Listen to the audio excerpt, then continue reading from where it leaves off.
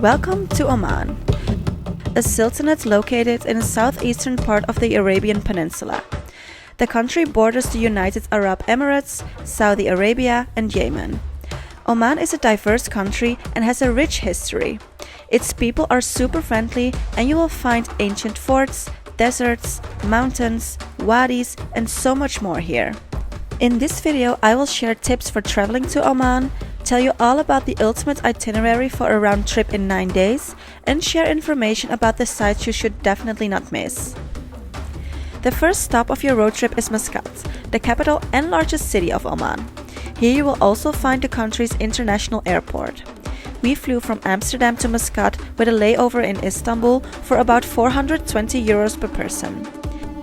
In Muscat you will find mostly low-rise buildings and all the buildings have a white or cream color.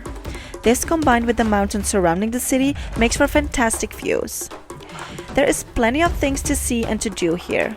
The most popular attraction in Muscat is undoubtedly the Sultan Qaboos Grand Mosque, the largest mosque in Oman. In addition, you should visit the Al Alam Palace, one of the 6 royal residences of the Sultan, walk among the Mutra Corniche to the Mutra Souk and the Mutra Fish Market, behold the Royal Opera House, watch the sunset from one of the many viewpoints, and enjoy a high tea in the atrium lounge of the Al Bustan Palace Hotel. Do you enjoy diving or snorkeling? The perfect spot for this is the Diamond Yacht Islands.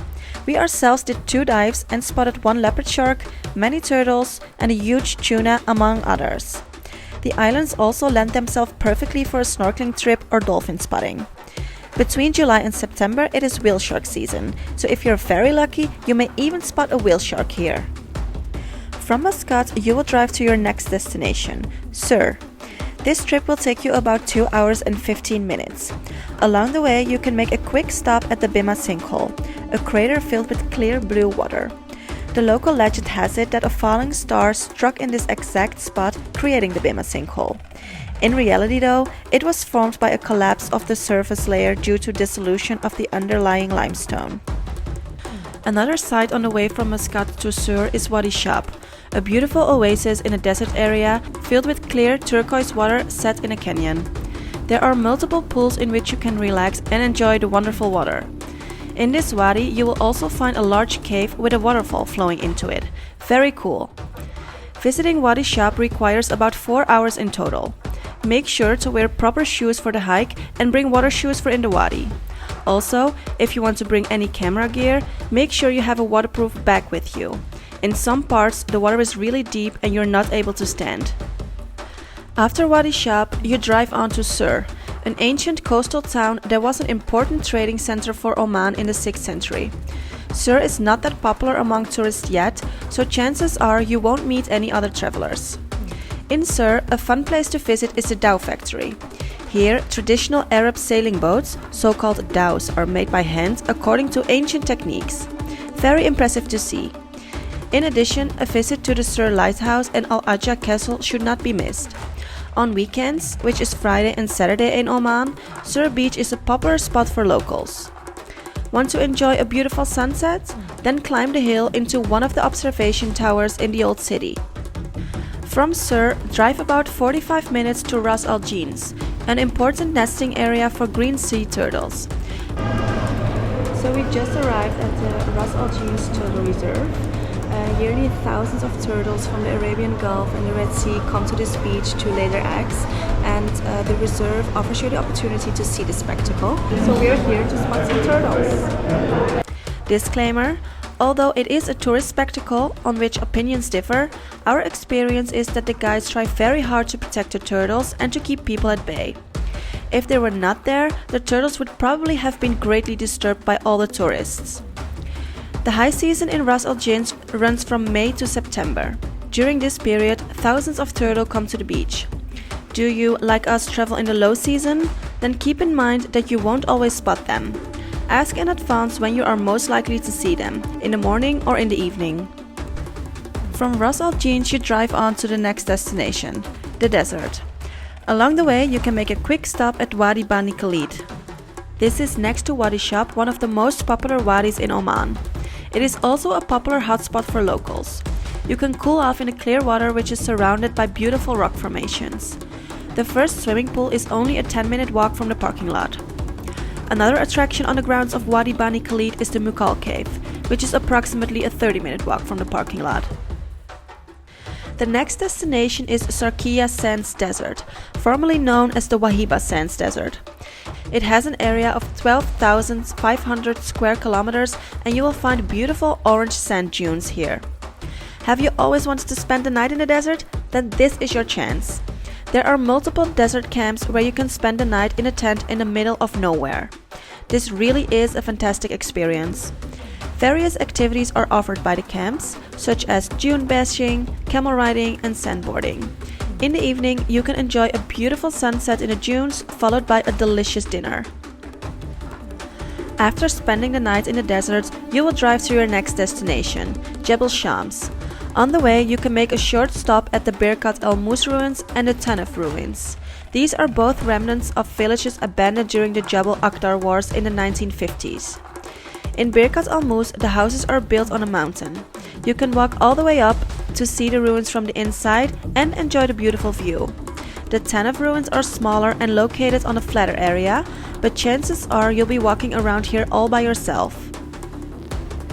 Jebel Shams is with a height of 3,000 meters, the highest mountain of the Haji Mountains in northwestern Oman. Here you will also find Wadi Gul, which is also called the Grand Canyon of Oman, a 500-meter deep canyon. Do you enjoy hiking? Then hiking the balcony walk is a must-do. This is a hike of about 4 kilometers that leads you along the edge of Wadi Gul to an abandoned village at the end of the trail. From the end, you walk the same way back to the beginning. The hike takes about 3 to 4 hours. This is including time to take some pictures and to relax a bit at the end of the trail. From Jebel Shams, you will drive to Nizwa. On the way, you can make a quick stop at Jibreen Castle and Bahla Fort. These are two castles located about half an hour drive from Nizwa. Nizwa is one of Oman's oldest cities and used to be the center for trade, religion, education and art. This was mainly due to the town's strategic location, near date palms and at the intersection of a number of roads between the inland and the coastal cities of Muscat and Dhofar. Sites in Nizwa that should not be missed are Nizwa Fort and Nizwa Souk. In the souk, you will find several markets, such as the fruit and vegetable market, the fish market and the popular goat market. The latter takes place every Friday. From 6 in the morning, everyone starts gathering in the goat souk and around 7 the market starts. Do you have a little more time? Then you can also drive to the camel racetrack Maidan Al Bashir. We really wanted to visit a camel race, but sadly they were not held when we were there. Luckily, there was a lot of training going on and we could watch that for free. From Nizwa you drive back to Muscat and your trip is at an end. Do you have more than 9 days? Then you could add the southern coastal city of Salalah, Rustak, the Arabian Peninsula and Mountain Jebel Akhdar to your itinerary. Then, some tips. First of all, check if you need to apply for a visa.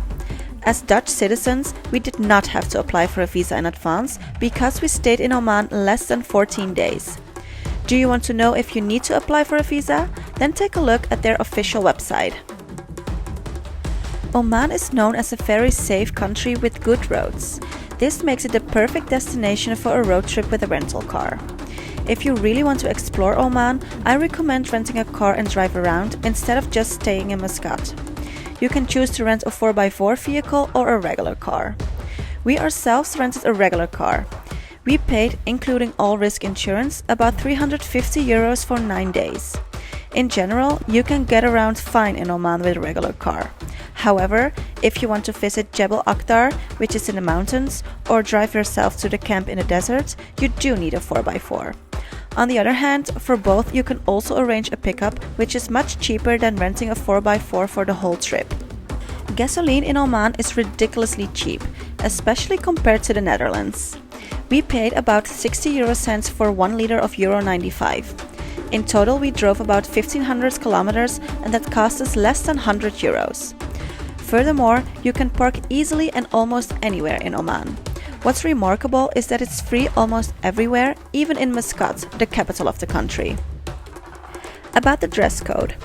As a tourist, you are advised to cover your shoulders and to wear knee-length trousers or skirts. Since the weather is quite hot in Oman, I packed light, loose clothing and brought 2 scarves.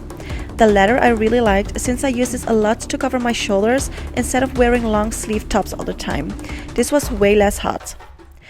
When you want to visit the Sultan Qaboos Grand Mosque, you must wear a long trouser or a skirt that covers your ankles. In addition, women must wear long sleeves and cover their hair with a scarf or something similar. For swimming in public places, women need to cover their shoulders and wear something down to the knees. I brought a surf shirt and lent one of my boyfriend his swimming trunks, which worked out great. So that's it for today's video. I hope you liked it or found it helpful, and if you did, please give it a thumbs up. And also make sure you're subscribed with notifications on so you don't miss any future videos about Oman. Thank you guys for watching, and I hope to see you for my next one. Bye!